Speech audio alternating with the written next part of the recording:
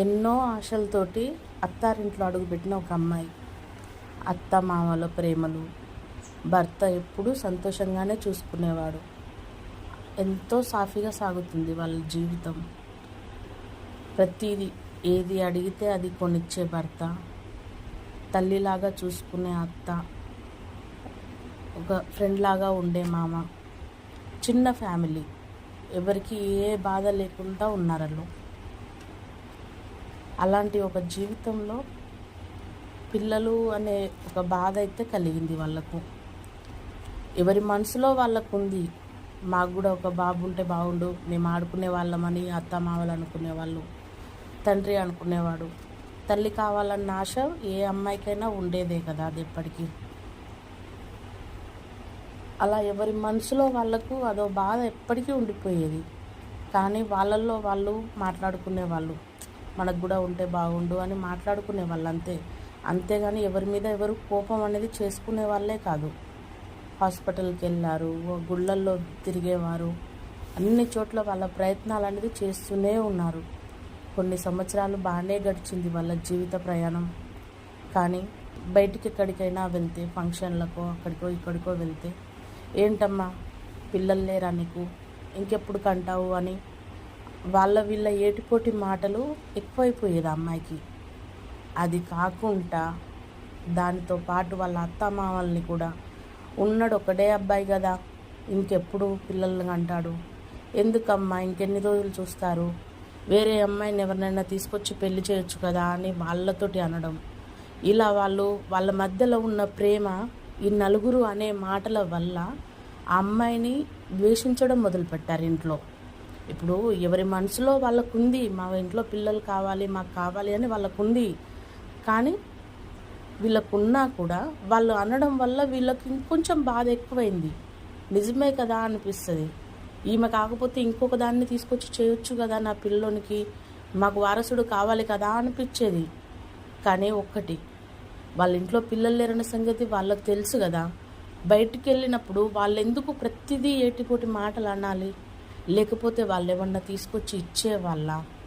ఏదైనా సరే, నాకు డబ్బులు లేకపోతే డబ్బుల గురించి మాట్లాడతారు, నాకు జీతం లేకపోతే జీతం గురించి మాట్లాడేవాళ్ళు, ఉద్యోగం లేకపోతే ఉద్యోగం గురించి మాట్లాడతారు. ఎందుకలా? నేను బాధలో ఉంటే ₹1 ఎవ్వరు ఇవ్వరు కదా. మరి నా దగ్గర లేని వాటి గురించి నన్ను ఎందుకు అనడం? ఇప్పుడు అవతల అనేది ఒక అమ్మాయే, ఇక్కడ వినేది ఒక అమ్మాయే, బాధ పెట్టేది కూడా ఇంకో అమ్మాయినే. ఈ ముగ్గురే కదా బాధపడేది. వాళ్ళిద్దరి మాటల వల్ల అత్తారింట్లో అడుగుపెట్టిన అమ్మాయే కదా బాధపడేది. తను 1000 రేట్లు ఇంట్లో అనుభవిస్తుంది కదా, పిల్లలు కావాలి కావాలి అని. అందరికీ అన్నీ ఇచ్చే దేవుడు తనకు కూడా పిల్లలు ఇస్తారన్న ఆశతోటే ఉంటుంది ఆ అమ్మాయి కూడా. ఎక్కడికి వెళ్ళినా ఇదొక సమస్య మొదలైంది. పాపం ఎంతో ప్రేమగా చూసుకునే భర్త తనని ద్వేషించడం మొదలుపెట్టి తనను చూసుకోవడమే మానేశాడు. ఇంట్లో అత్తమామ ఎంతో ఫ్రెండ్లీగా ఉండేవాళ్ళు చీటికి మాటికి వీళ్ళు మాటలు అనడం మొదలుపెట్టారు. పాపం మా అమ్మాయి ఎక్కడికి వెళ్తుంది ఇంకా? ఒకవేళ ఇంకో అబ్బాయికి ఇంకో అమ్మాయిని పెళ్లి చేసినా కూడా తను రాగానే కంటుంది అని గ్యారంటీ లేదు కదా. వీళ్ళ అండర్స్టాండింగ్లో ఇప్పుడు వీళ్ళు ఇంట్లో అనుకున్నా కూడా పర్లేదు, బాగానే ఉన్నారు. కానీ మూడో వ్యక్తి ఈ ఫ్యామిలీలో ఇన్వాల్వ్ అవ్వడం వల్ల వీళ్ళందరూ బాగానే ఉన్నారు, కానీ ఆ అమ్మాయి కదా బాధపడేది. ఇక్కడ అమ్మాయిని ఒక్కదాన్నే కదా టార్చర్ చేస్తున్నారు ఇక్కడ. మీకు ఎందుకండి? బయట నుంచి ఉన్న వాళ్ళు బయటనే ఉండొచ్చు కదా. పక్కోడు ఫ్యామిలీలో ఎందుకు ప్రతిసారి ఏలు పెడతా ఉంటారు, కాలు పెడతా ఉంటారు? ఇప్పుడు ఆమెకు పిల్లలు లేకపోతే మీరేమైనా హాస్పిటల్కి వెళ్ళి తిప్పుతున్నారా? మీరేమన్నా చూపిస్తున్నారా? పోనీ ఆమెకు ₹1,00,000 ఆపద ఉంది అంటే మీరేమన్నా ఇస్తున్నారా? మీరు ఏ దానికి సపోర్ట్ రానప్పుడు మాటలని అమ్మాయిని ఇబ్బంది పెట్టడంలో ఎందుకు వస్తున్నారు? ప్రతి చోట ఇదేనండి, ఒక్క దగ్గర కాదు, ప్రతి చోట ఇదే. ఈ విషయం అనేది నా ఫ్రెండ్ సర్కిల్లో జరిగింది. ఇది తనకు పెళ్ళై 5 years అవుతుంది, పిల్లలు లేరని చెప్పి చాలా టార్చర్ అనుభవిస్తుంది. ఒక్కొక్కరికి మా తాత మా నానమ్మ వాళ్ళు అనేది 10 సంవత్సరాలకు ఒకసారి అందుతుంది, 12 సంవత్సరాలకు ఒకసారి అందుతుంది, 15 సంవత్సరాలకు అందుతుంది అని. మీకు అన్నీ తెలుసు కదా, వెయిట్ చేయొచ్చు కదా. మరి లేదంటే ఎవరైనా అనాథ పిల్లల్ని తెచ్చుకోవచ్చు, పర్వాలేదు, వాళ్ళకు ఒక జీవితం ఇచ్చినట్టే కదా. ఎందుకు ఈ అమ్మాయి మిమ్మల్ని నమ్మి ఇంటికి వచ్చిన అమ్మాయిని ఎందుకు టార్చర్ చేయడం? ప్లీజ్ అండి, దయచేసి ఎవరైనా కోడలకు పిల్లలు లేకపోతే దాన్ని ఏటిపోటి మాటలని టార్చర్ చేయకండి. దానికి ఆల్రెడీ ఆ బాధ ఉంటుంది, అది బయటికి చెప్పుకోకపోయినా అది కుమిలి కుమిలి సస్తానే ఉంటుంది. మీరు చెప్పే మాటలకు ఆ బాధను ఇంకా రెట్టింపు చేసి ఏ ఫంక్షన్లలో పిలవకపోవడం, ఏది పట్టుకొని ఇవ్వకపోవడం, ఇవన్నీ చెత్త వ్యవహారం ఇది.